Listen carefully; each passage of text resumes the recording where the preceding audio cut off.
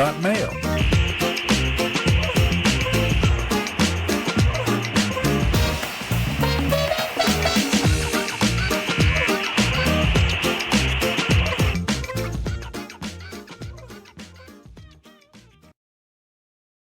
Good morning, everybody. You are tuned to Computers 2K now on the Nissan Communications Network. I'm Amnon, your host for the next hour, along with Gal. Good morning, everybody. Good morning. And Nick is here. Oh, hello. Good morning as well. Good morning. Katie is doing a conference somewhere, a con. Where is Spence? Norway? Norway. Somewhere. He's probably still not there, but Yeah. Yeah, he's somewhere probably around. on his way back. No, I think Yeah. it's done. Yeah, but wow, amazing photos he sent Yeah. us of the Aurora Borealis. Yep. Yeah. Great Simpsons. You ever seen the Aurora Borealis Simpsons sketch? I don't know that I have. It's a great one. Our number is 561-518-9773, and today's show is made possible by vMix Software and is sponsored by Tom Sinclair of Live Streaming Gear. So what's happening? What is happening? Uh, It's not necessarily a tech phenomena, but have you guys heard about K-pop Demon Hunters? Oh, the game? No. So K-pop Demon Hunters is a movie that came out on Netflix about the Netflix thing. 3 months Yeah. ago, something like Mhm. that. That is not a Netflix production. That is a Sony production from 2019, pre-pandemic, that never saw cinema because of pandemic. Huh. Okay? And it came out 3 months ago on Netflix. I think Netflix did do some work. For example, dubbing it to all the languages and all that, because I know some of the kids here are actually watching it in Hebrew. And this is just K-pop based musical animation movie, and it has blown up. It has been the number one played movie on Netflix for the past few months. It has amassed a following akin to a cult. Like the kids are literally singing all of the lyrics by heart, complex lyrics, fast lyrics, including some Korean in them. Pretty amazing. Wow. It's a fun movie. Okay, it's don't. I'm not dishing the movie at all. It's just the phenomena is very interesting. This has literally caught Netflix. They were not ready for this fandom. They do not have merchandise out. They do not like. They're just now starting to pick up on it. So Day late and $1 short on that, unfortunately. amazing. Like, it has one of the interesting side effects is because of the hug from the fandom. Everybody's expecting to see K-pop 2, and the amount of AI trailers generating alternatives, right, is driving the kids insane, because we are talking about an audience of below 10, like not necessarily an audience that really can understand what's the difference between a real production and just an AI mock-up of something. So yeah, it has shifted into gear the discussion about AI's effect with children a lot sooner than I think anybody expected. Very, very interesting phenomena. I read something, and I don't remember where I read it or if it's even true, but I read that it was the number one viewed show on Netflix. And I know it's not a show, but it's a Yeah. movie. The number one most viewed thing on Netflix ever. Have you Yes. heard or seen that? Yes, Okay. yes. It has broken like all records Yeah. concerning Netflix. Which It's is amazing pretty when you look at like Stranger Things. Now, obviously, that was a predominantly US based audience. And again, it's kind of hard for us to wrap our head around. but the Asian media market is like stupidly huge. True. Like we look at the US audience, what are we, like a little over 300 million people in the country. You look at the Asian media audience, and it's why people sometimes scratch their head and wonder, like, oh, why is this video game only in Asia? Like, who the hell's playing it? Like, it's a stupidly big media and entertainment market. Especially if you account for China, right? Yeah. Exactly. And I don't know. I don't even know. Does Netflix operate in China? I'm not. Do they have some subsidiary that maybe does, or I don't know what the deal is. But if you throw China in there, no wonder it is the number one of number ones. Yeah. And so one of the record-breaking aspects of it was they when it hit fandom, they did do I think a single weekend event of showing it in cinemas over the states, and it sold out. Like, that hardly happens. A Netflix movie that has already came out, right? They issued just a version of it with sing-along subtitles, basically, during the songs, and they packed cinemas. So let me ask you, very interesting. You mentioned that this is a Sony product. So did Netflix? It sounds like Netflix bought this from Sony and not your traditional licensing deal. Yeah, Netflix had something to do with the Sony wrote it off as a loss because they didn't take it out to cinemas. So they bought the IP then. It's what it sounds like. As far as I understand, this is a Netflix IP at this point. So Sony rest in eating peace. their hat. Yeah. But let's be honest about it. Had Sony, let's say Sony didn't write off the IP, it would have never blown up because it wouldn't have ever been available on Netflix, or at least not right away. Why? So, there are Sony productions on Netflix. There are, but it's probably they could have done a licensing agreement, but they obviously weren't going to. They could have any time over the last 6 years since it came out, and they weren't going to. So they put it out for pennies on the dollar, and because of the availability of Netflix, which I've got some other Netflix news that we can get into, but it's amazing. And this isn't the first time.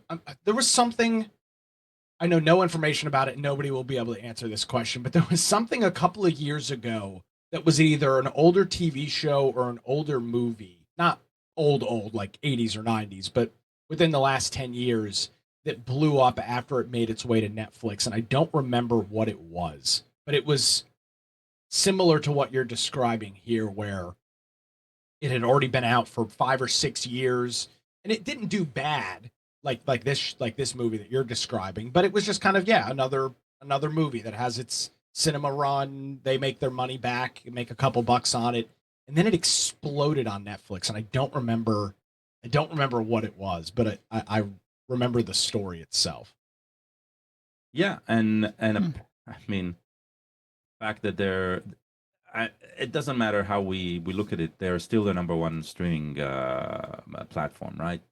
Just because they were there first and they keep on doing stuff, and they keep on producing stuff in a rate that it'll be hard to catch them.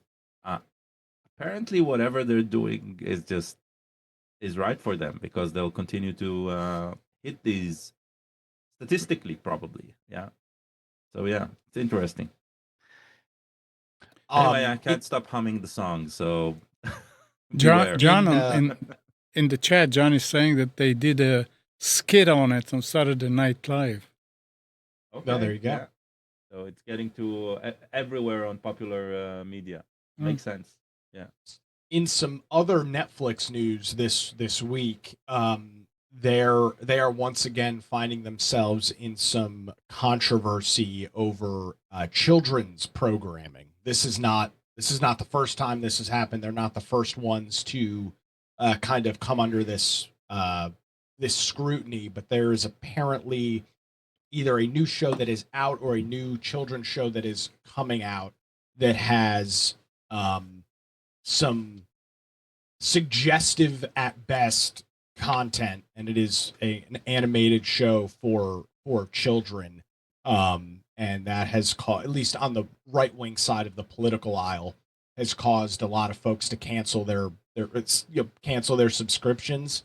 And the I mean, Gal, you talk about this show blowing up. Their stock over the last month is down almost 7.5%, so which is not insignificant, especially because the market has been consistently in the green pretty much every day for the last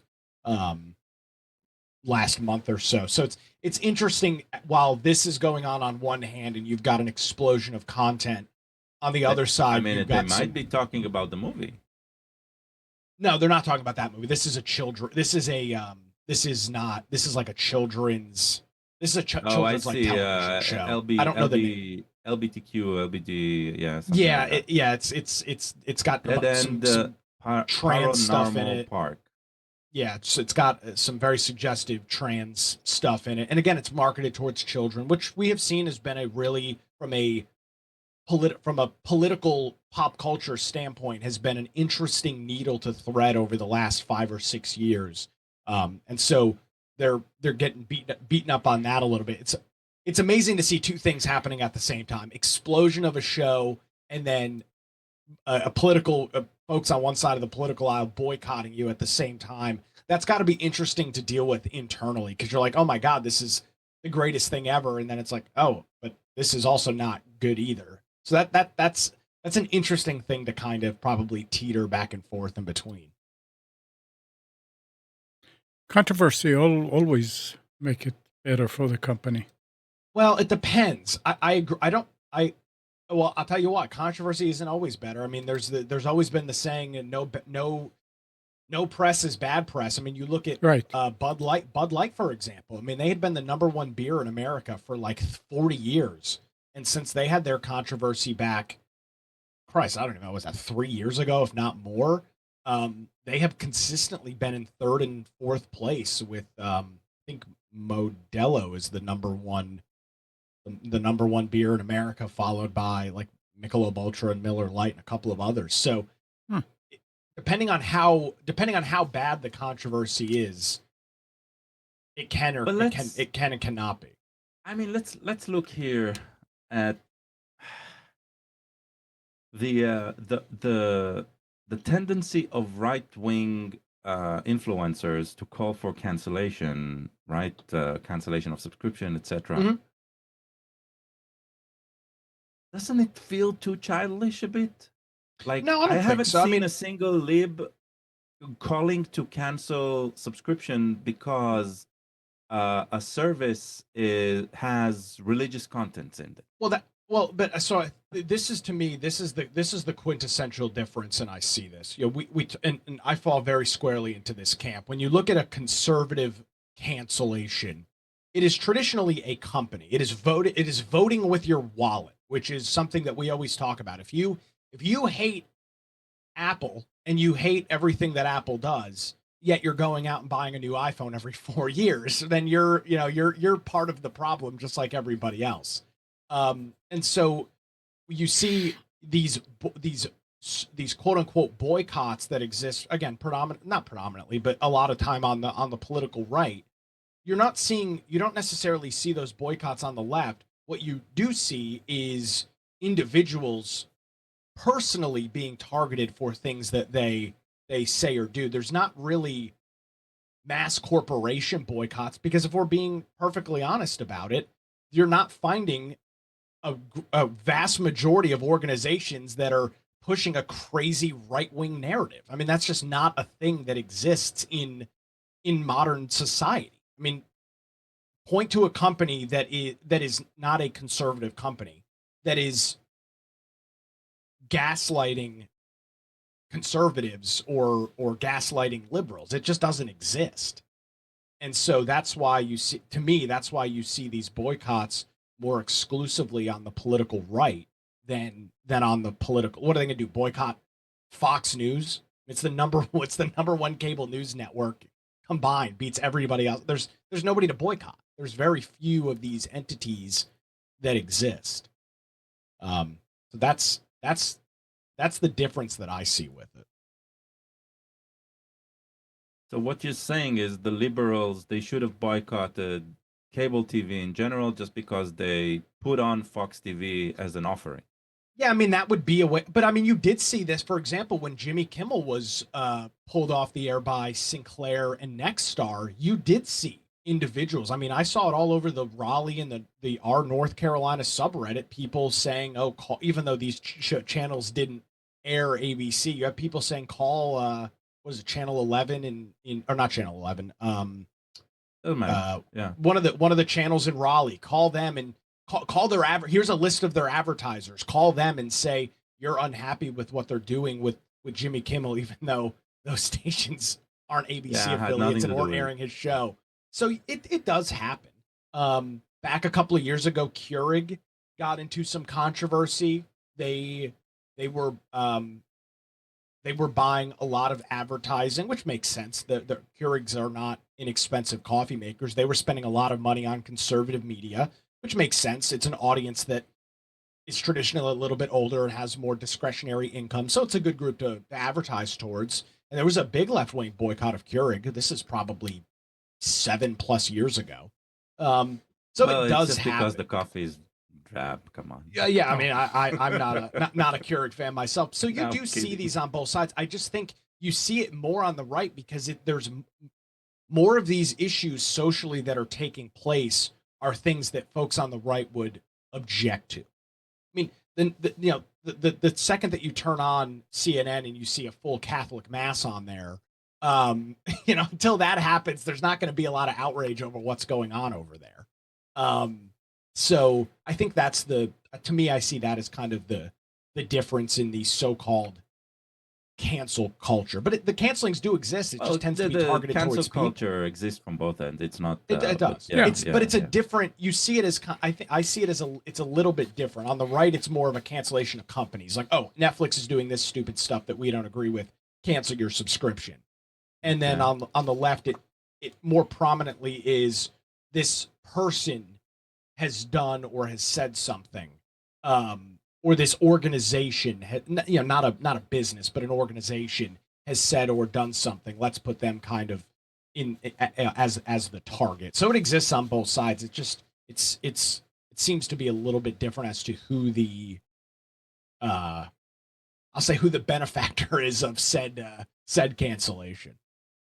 Okay. yeah. That's got to be interesting though inside of Netflix dealing with both of those two things at the same time. That's got to be quite a whirlwind for the PR team.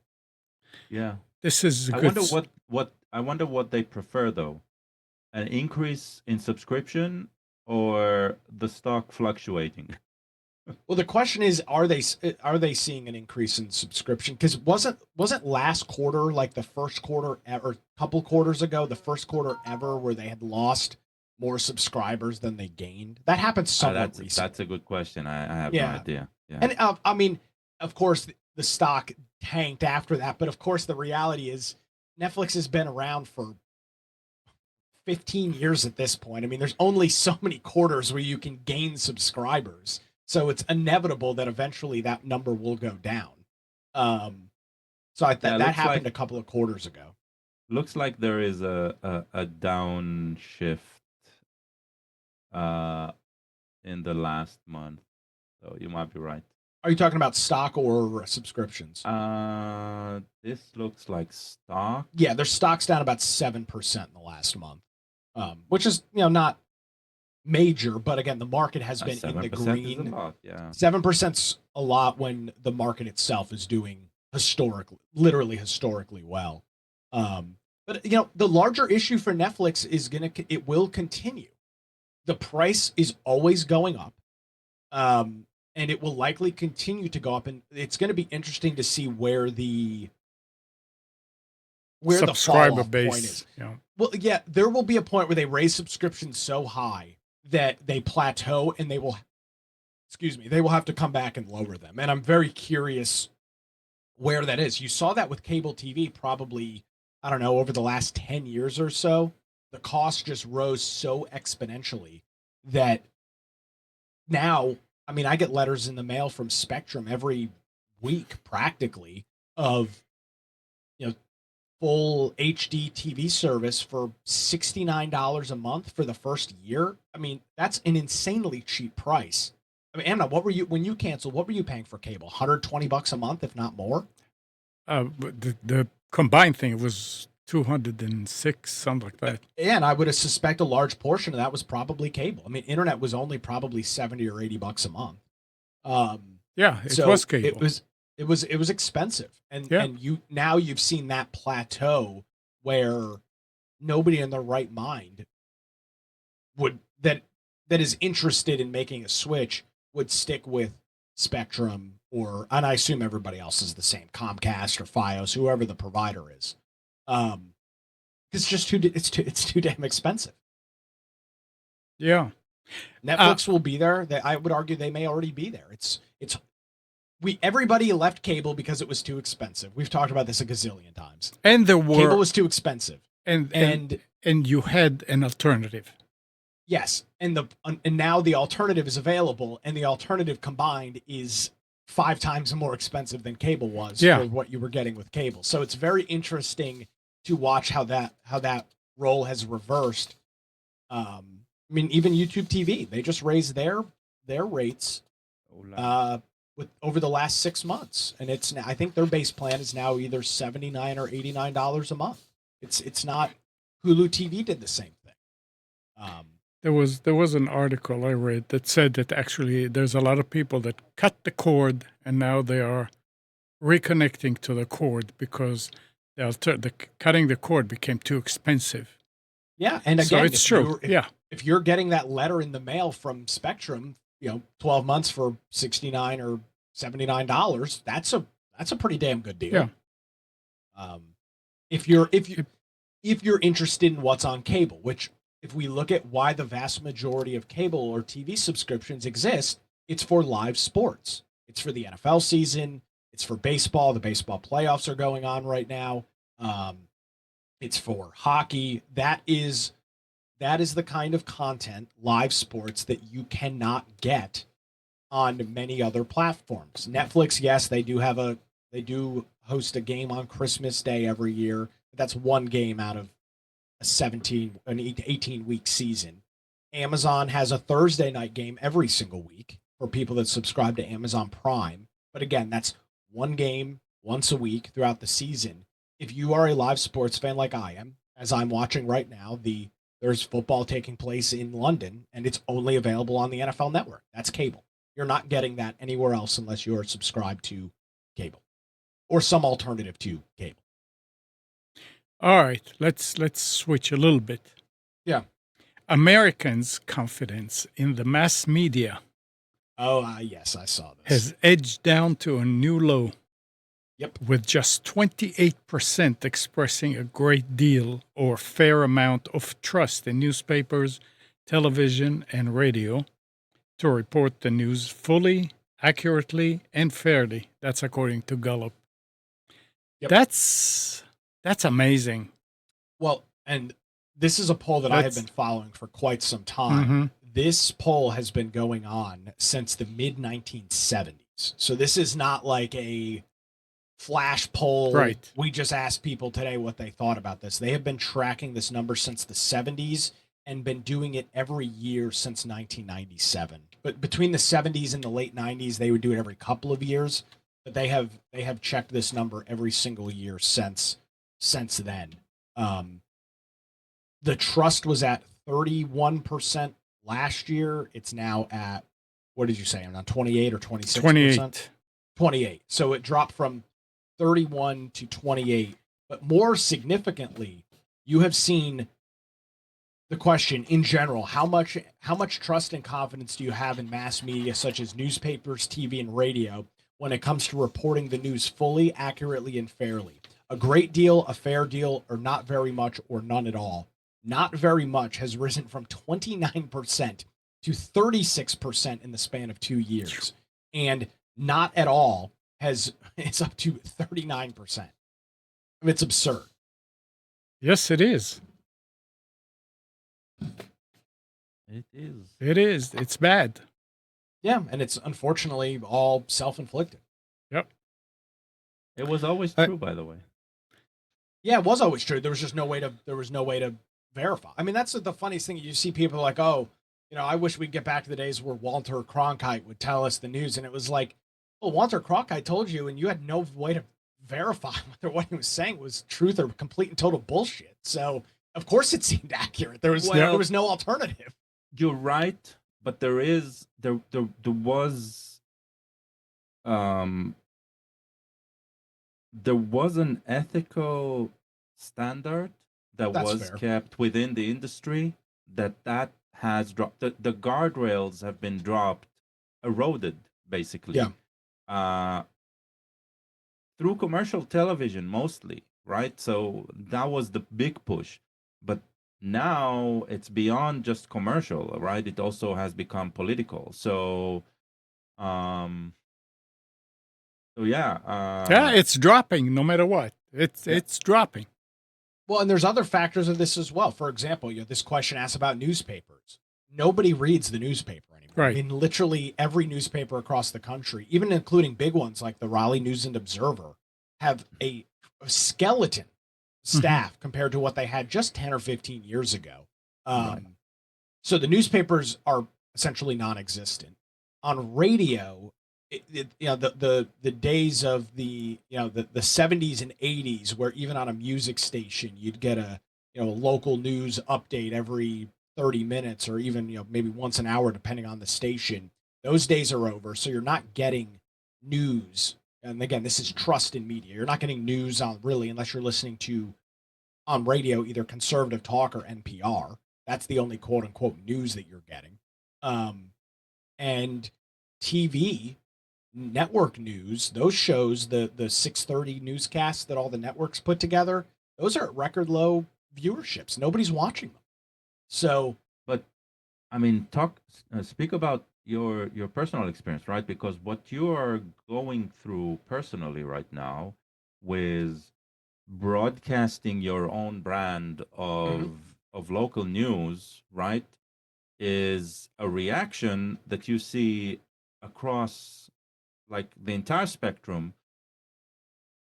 Instead of the newspaper, instead of the channel, instead of that, it has become a very uh, uh, person-based fandom, sort of, who you get your news from, it's who been you trust. democratized. That's Yeah, literally the definition: democratization.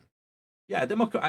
I don't. The fact that it has been democratized doesn't make it better, right? No, it Let's be doesn't. No, clear, right? not Yeah, apparently. No, yeah. Because it also means I choose my facts, correct. and that's a problem, right? That's always been a problem. Yeah, So, and that choosing the facts is a problem. yeah, So, it, um, it but yeah. is, and it's interesting to watch the rise in, it's now called alternative media. They'll have to find a new name for it at some point, because Yeah.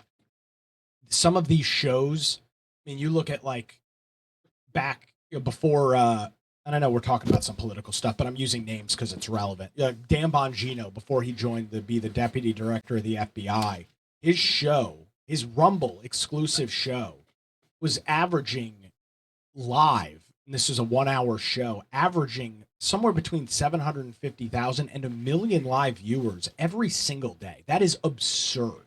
Like, if you look at cable news ratings, like Yeah. CNN will have 120,000 people watching. MSNBC will have like 170,000 people watching, which is a strong audience, especially in the Yeah. middle of the day.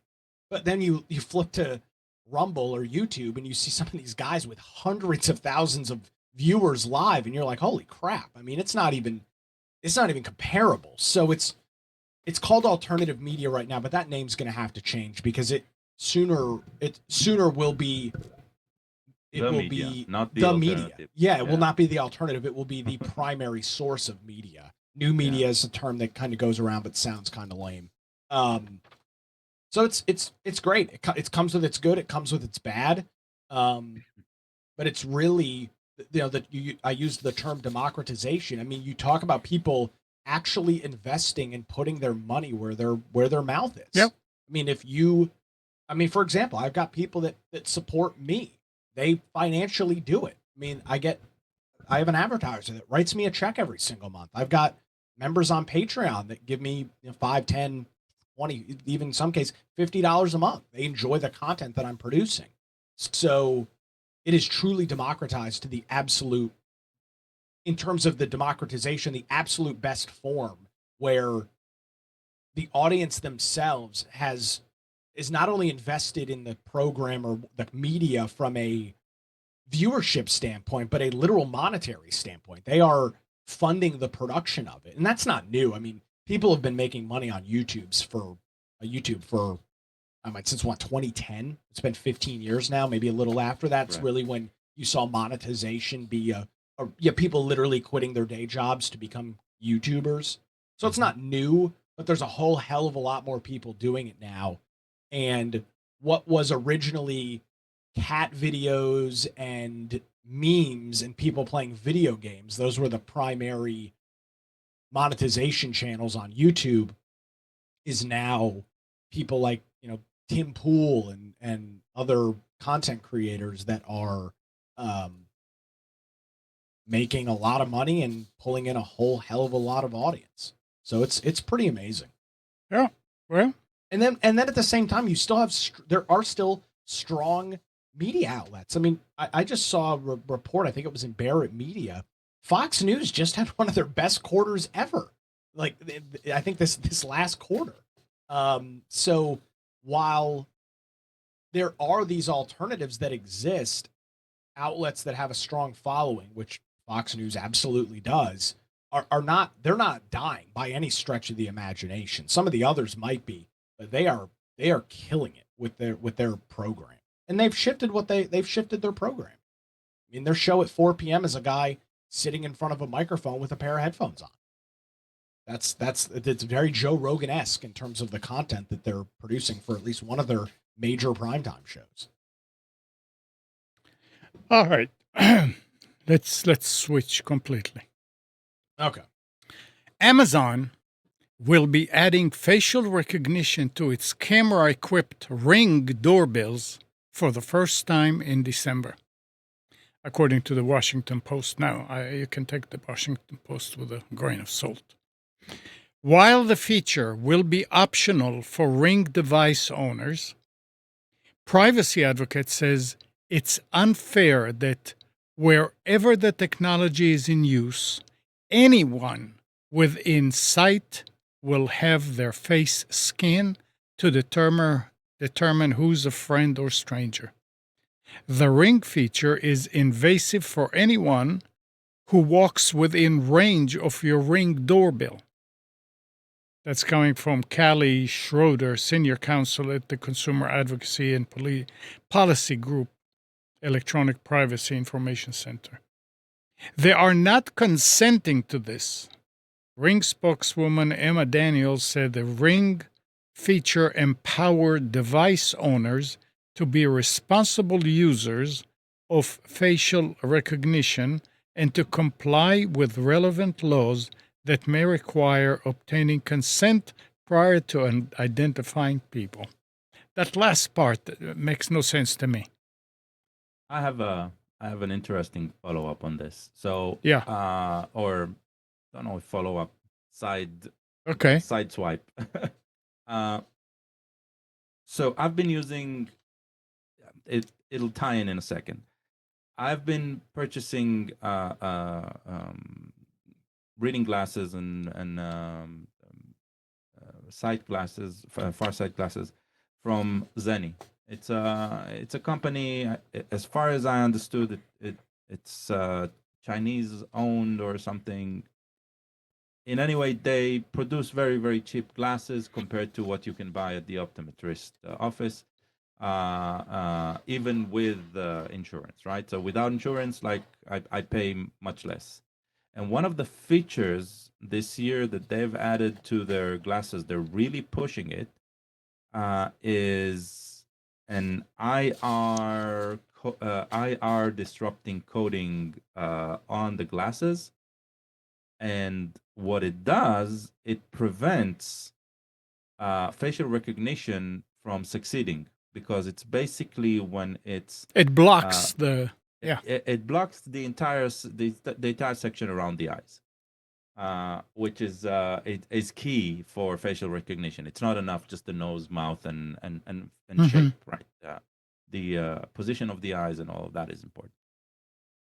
Now, I did not pay the extra fee because one of the things that I use, right, is I use facial recognition to open my phone and stuff like that. And I understood that that's a feature that I personally do not want.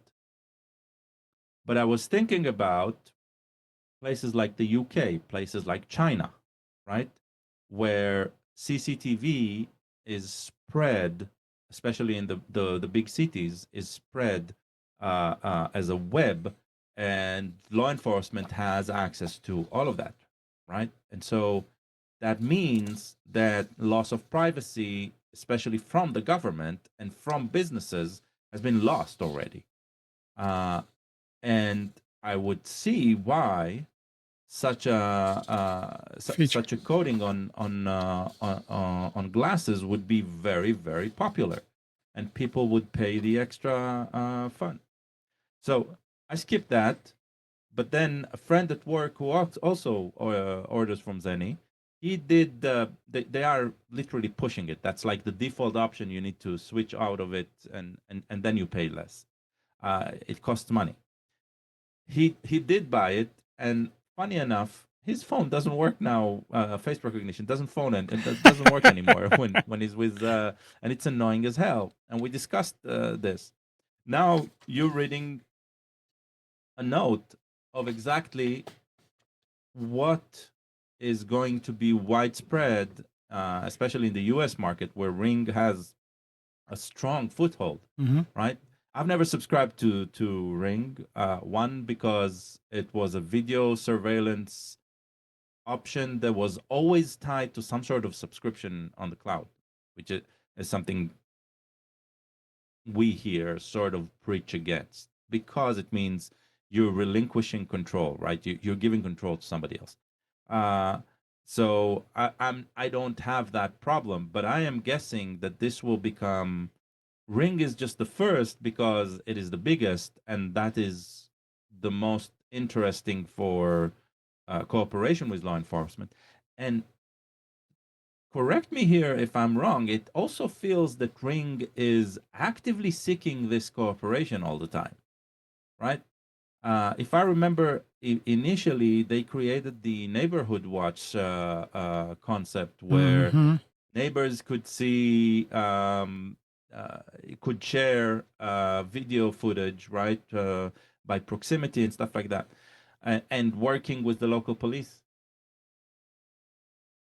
Somebody didn't read George Orwell, right? Somebody didn't fully understand the implication of this. This is nothing new, and yet we somehow also run to it and embracing it, and sitting on the sideline and saying beware.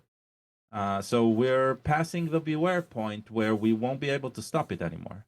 So the only way to stop it will be starting buying infrared coated eyeglasses from instead of the hoodie, it'll be a hoodie and infrared glasses, right? So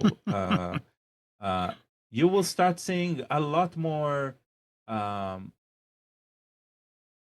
Amazon drivers with something that seems like complete shades coming through your right, because they'll they'll be the prime suspect, those who appear in front of these cameras the most.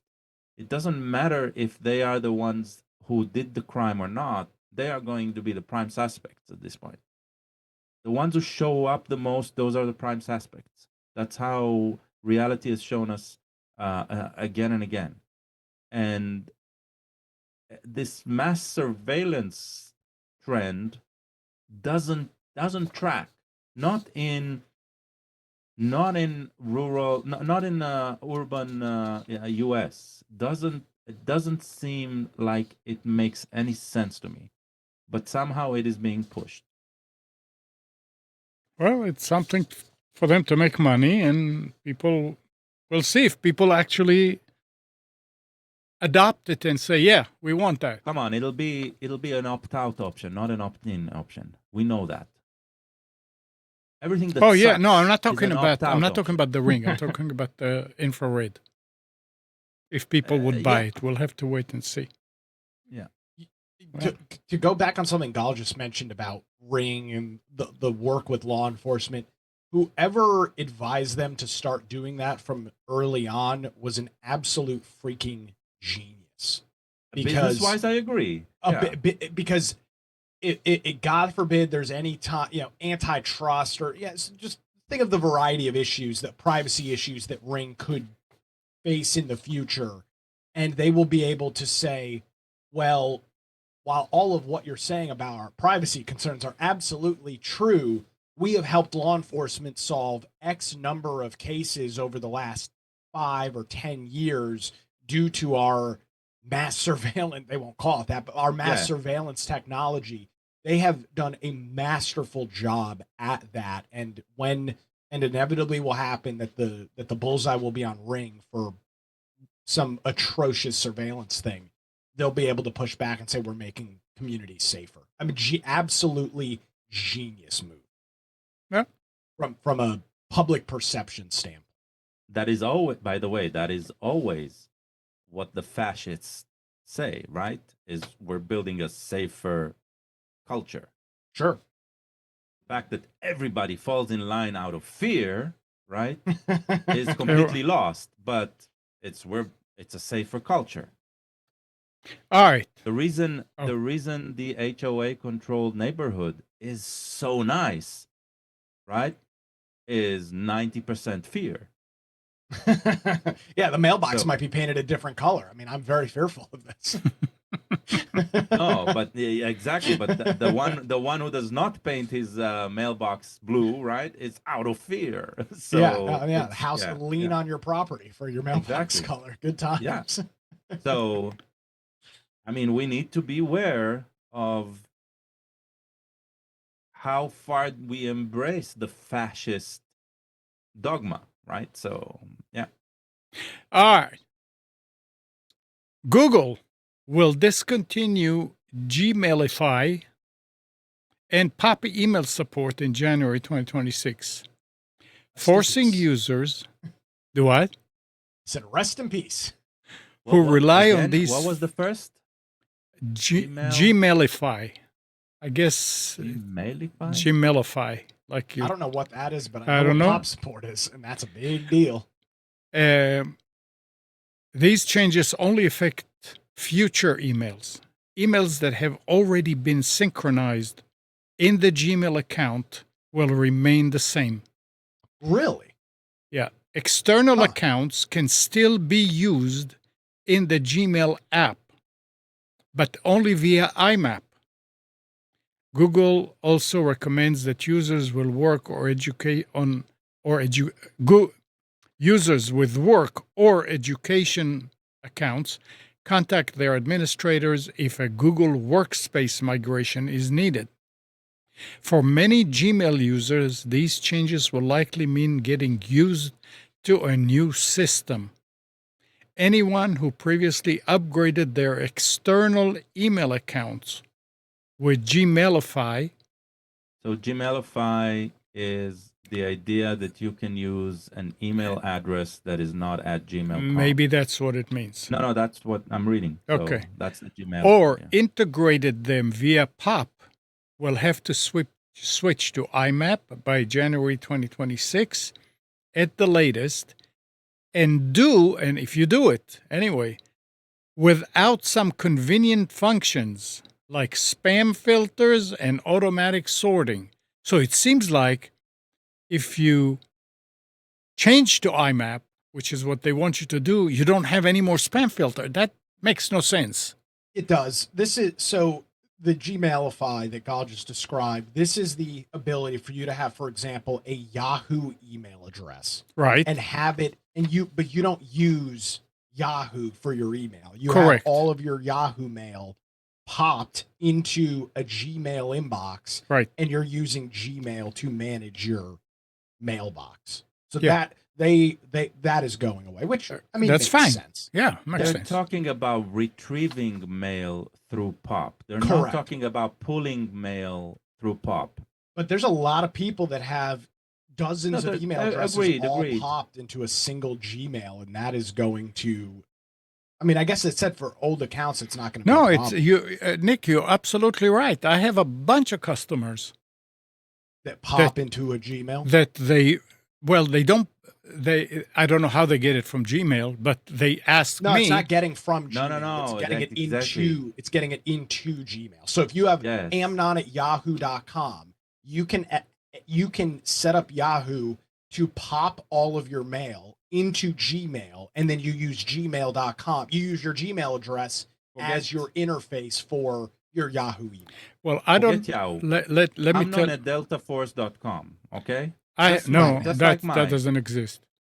.net. No, that's what I mean. At .net. deltaforce.net, Yeah, right? yeah, Something yeah. at deltaforce.net. You can still receive your mail in Gmail and send it from DeltaForce from your Gmail. So your interface to manage mail is Gmail. Mhm. Yeah. That's the Gmailify. That's what I Which is do great at because they Okay. make such a at good they make such shcarling.com, a right? That's I what I they make do as such well. a good interface. I do have that with my Gmail account and with my DeltaForce.net, but I hardly ever use it. I mean, if I go to Gmail, Yeah, it's but my you do Gmail. not care about receiving that Right. mail in email. Now listen to this. So I have a lot of customers that have websites or they are in uh, list servers, Mhm. mailing lists, and they use their email is actually at Gmail. It comes here. They have, let's say, gal at But that's different. hisdomain.com, That's and you Delta say, Force pulling pop. that's I'm sending it to Gmail for them to get it. So if you have gal at deltaforce.net and you say, I don't want to have a mailbox over there, it just needs to be a forward. I want it going to my Gmail account. A lot Yeah, of so these. that will continue to work. That has nothing to do with what Google is removing. Google has a feature But in but their web but interface where you can configure a pop mail server to pull from. right. And That's going away. that Gmailifying ties into this because all these people want to be able to send mail when they reply at their own domain. True. Yeah, that could See? be a Yes. problem. Yeah. Yes. Sending out from Gmail, that is what I'm reading as well as the Gmailify. The Gmailify function was introduced in 2016. It enables Google to extend some Gmail functions, such as spam protection, faster search, and an inbox divided into different categories to external email accounts. And that means pulling all of the mail in and basically managing everything and being able to reply from Gmail. Yeah. So Well, And you have it's multiple. Yeah, you have multiple email addresses and at different yeah, places, but you like. And it's hard to argue that Google doesn't have the best webmail interface out of anybody, and so you yeah, want it's right in the name, Gmailify. right. yeah. Well, Makes sense though. I mean, they just want you to be doing all of the work on Gmail. Just get rid of the Yahoo, get rid of the AOL email address that you're using, and do it all on Gmail. It They're not means making any just one money thing. on it. It just means one thing. It means that the money that they have been making from harvesting the metadata around emails that you have been receiving is no longer financially making sense, right? And so unless the data is exclusive to them, that's basically the reason behind this, right? Up until now, harvesting, I mean, when we get something free, we are the product, right? Up until now, when they were harvesting the content inside, it made financial sense to provide this service for free for the data they've been harvesting. But now the competition from outside about this same data, right, has risen. It's more important for them to control the data and get less but exclusive data than sharing that data with another source. like another entity. And so that's what I'm reading here. Okay. Keep in mind, right? This does not touch any business running on Gmail, because they are That's a paying different. for it, Yeah. right? Yeah. And they're working through a different scheme there. So yeah, Um, interesting, very interesting. John in the chat is saying, what is the best option for Windows 10 security updates? Microsoft or Opatch? I Both think are about Opatch is 30 free, bucks. right? Yeah, that's what I was going to say. John, Yeah. Opatch has a free tier. I don't know what's the difference between the. I think that's what I'm going to do. The Opatch. I know Spence already did it. I wish he was here. He could talk about it. But yeah, I wasn't aware that they had a free tier, and he told me, and I said, interesting. So it's 6 of one, half dozen of the other. I mean, 30 bucks a year, it's not a big deal if you cannot upgrade to Windows 11, but free is even better. I would argue, try to upgrade. Yep, It's worth same- it. It's same boat here. it's you'll be surprised at how painless the process is. And one of the features of upgrading to Windows 10 is undoing the upgrade if something fails. So at this point, I would go with it's time to upgrade despite your concerns. Well, he says the free version is very limited. What are we looking for? What do you need, though? Yeah, I know. I mean, you get security updates. I would argue you don't even need any of them. I mean, that my They'll keep working. Yeah. Yeah, I mean, again, unless you're somebody that is habitually clicking on things that you shouldn't be online, I don't really see the benefit for either of them, personally. Okay, let's be clear. If you're watching porn, upgrade. Install an ad blocker. Listen to this. This is kind of put a smile on my face and said, "What?" The Japanese city of Toyoke has passed a symbolic ordinance limiting recreational smartphone use to 2 hours a day, aiming to improve citizens' sleep, especially for students after summer vacation. How do you enforce this? They do not. They do not. But claim. Look, nobody enforces siesta in Spain. Yeah, right? but everybody does. But yeah, it's a cultural. yeah. It is a cultural thing, and I do guess that city ordinance says that between, I don't know, 1 and 3 p.m., right, there shouldn't be any noise or something. So is it enforced? I am guessing that it's not, but it's a cultural exclamation, right? It's a proclamation. It's we the people we decided that this is the way to go forward. The people are going to enforce it. Each one on themselves. Yeah, it's on them. It's the trust system. Yeah. But I like But this is interesting. This probably also ties in with the culture of the place, because if you'll try to do it in the US, it'll become like an outrage, right? It's yeah, true. Yeah. Well, if you did it in Japan as a whole, I'm sure it'll be an outrage too. But that's a small city, and it may take over. Even if Who knows? Morrisville comes out and does that, right? Yeah. So the real question is, what are you are you now going to measure me and tax me? And the outrage will just explode out.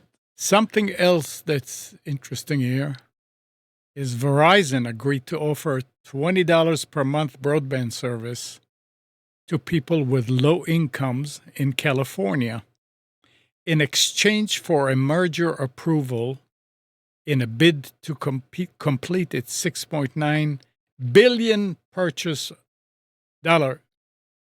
of Frontier Communications. Verizon committed to offering $20 fiber to the home service with symmetrical speeds of 300 megabits.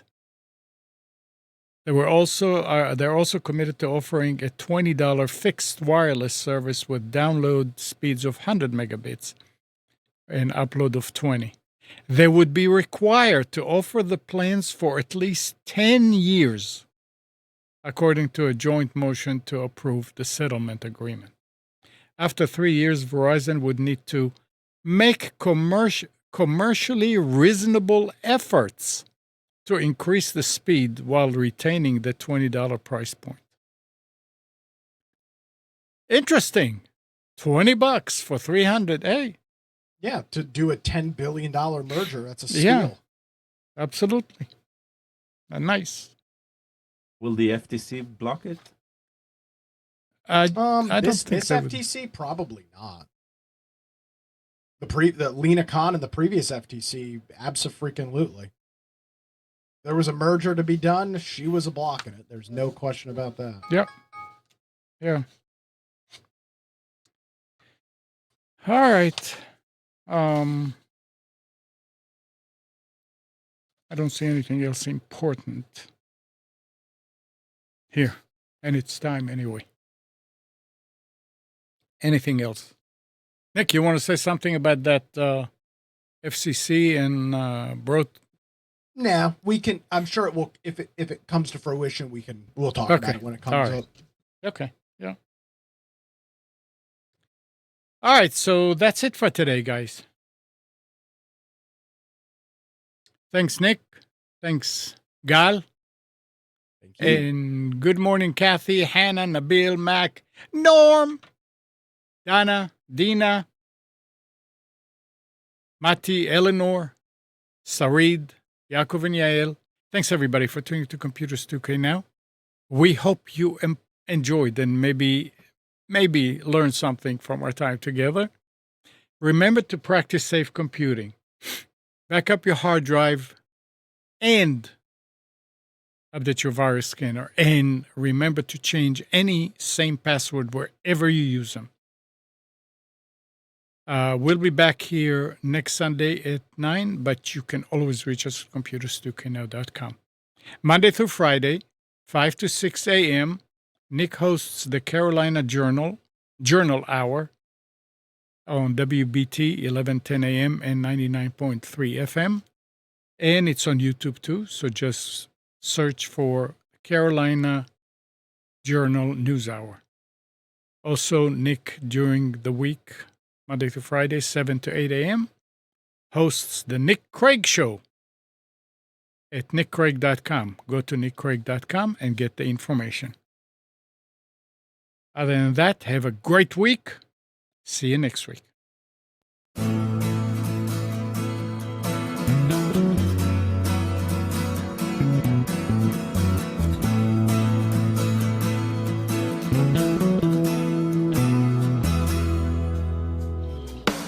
You are tuned to the Nissan Communications Network. If you tuned in too late, you can always watch each program in its entirety or download an MP3 audio file of it in the archives section at nissancommunications.com. Don't forget to subscribe to our YouTube channel, follow us on Twitter, and like us on Facebook. Sponsored by StreamingGear.com and DeltaForce.net.